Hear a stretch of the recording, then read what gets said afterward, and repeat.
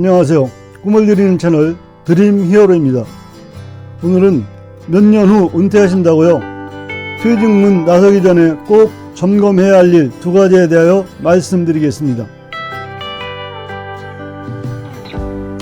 우리는 퇴직이 몇 년 앞으로 다가오면 무엇을 점검해야 할까요? 은퇴를 경험한 사람으로서 제일 중요한 2가지 사항을 말씀드리겠습니다.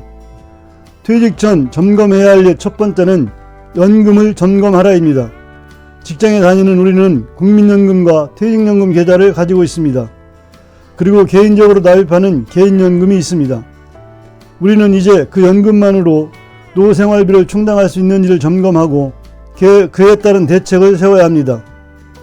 개인별 연금 수령 예상액을 조회할 수 있는 사이트가 있습니다. 다음, 네이버, 구글 등 포털 사이트에 통합연금 포털이라고 입력하면 금융감독원에서 운영하는 연금 관련 사이트가 나옵니다.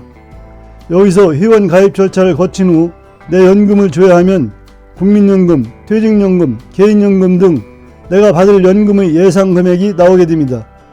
특히 국민연금에 대하여는 임금 인상과 물가 상승률에 따른 시나리오에 의해 3가지 경우의 미래 가치로 계산된 수령 예상 금액을 보여줍니다. 또한 가족도 포함해서 조회할 수 있고요. 연령별 수령 예상 금액도 알 수 있습니다. 그뿐만 아니라 노후에 필요한 자금도 조회할 수 있습니다. 이렇게 해서 노후 필요 자금 대비 과부족 금액을 보여줍니다. 그냥 막연히 연금만으로는 부족할 텐데 하기보다는 꼭 조회를 해보셔서 구체적인 금액을 파악하시기 바랍니다. 여기서 조회된 결과를 보면 우리가 노후 자금을 연금만으로 100% 충당하기는 아마도 부족할 것입니다. 그 부족한 금액을 어떻게 채울지 대책을 세워야 합니다. 부족한 부분에 대해서는 우선은 기존 가입한 개인연금의 납부 한도인 연간 1,800만원까지 최대한 납부를 하셔야 합니다. 제가 전번 영상에서 마통 연납을 말씀드리며 강조했었는데요. 그렇습니다. 마이너스 통장을 일으켜서라도 연금을 납부하셔야 합니다. 그리고 퇴직이 얼마 남지 않았다면 생활비 씀씀이, 즉 지출 규모를 줄이는 노력을 시작하셔야 합니다. 그렇지 않으면 퇴직 후에 갑자기 씀씀이를 줄이기는 쉽지 않습니다. 그리고 여기서 특별히 연금 점검을 강조드리는 이유는 퇴직 시기와 국민연금 수령 시기가 불일치해서 생기는 퇴직 후의 소득 공백기에 대한 대책을 세워보고자 하는 것도 있습니다. 은퇴해 보면 국민연금이 얼마나 중요한지를 느끼게 됩니다. 연금공단에서 강조하고 있듯이 국민연금은 노후에 충분하진 않지만 꼭 필요한 자금입니다. 우리가 55세에 퇴직해서 국민연금을 65세부터 받게 된다면 10년이라는 소득 공백 기간이 발생하게 됩니다.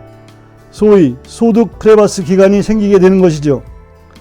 퇴직하기 전에 이 시기에 어떻게 현금 흐름을 만들지를 마련해 놓아야 합니다.